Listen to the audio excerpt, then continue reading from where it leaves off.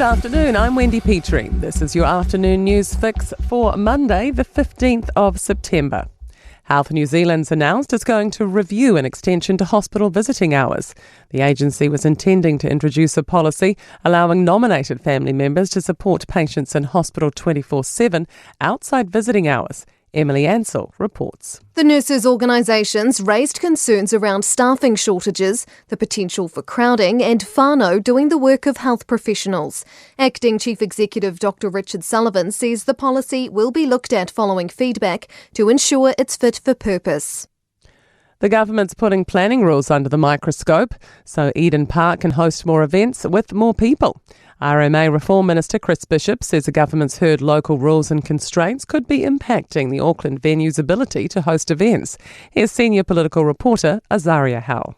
It's only allowed to host 6 artists playing a total of 12 shows a year on certain days of the week with curfews.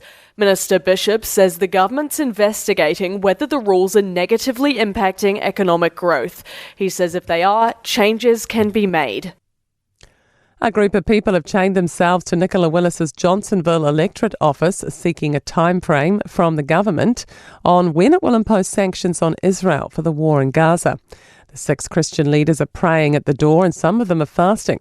Reverend Mel McKenzie says they're in it for the long haul. We're happy to remain overnight at this stage and to get in, and we'd like to see the government give a commitment. New Zealanders have been asking for that for weeks now. Earlier, 5 clergy were trespassed from Simeon Brown's Pakuranga electorate office.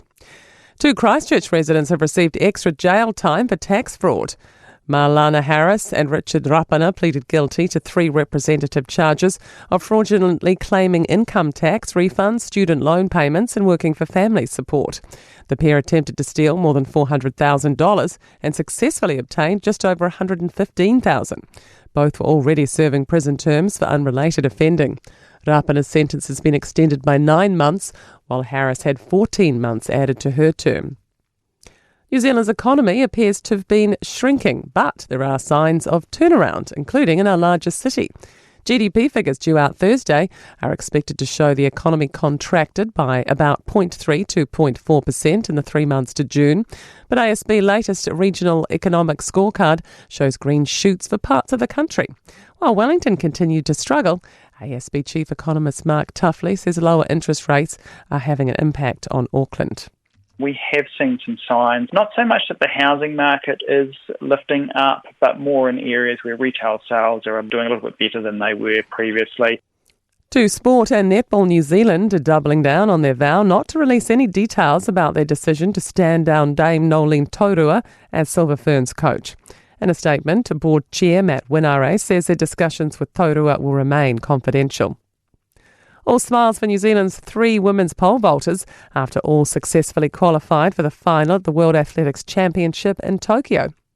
And New Zealand Cricket Chief Executive Scott Wienik has acknowledged the magnitude of diplomacy and deal-making required to create a future schedule for the sport. I'm Wendy Petrie. That's your latest news fix. We'll be back with the next update tomorrow morning from the Newstalk ZB newsroom.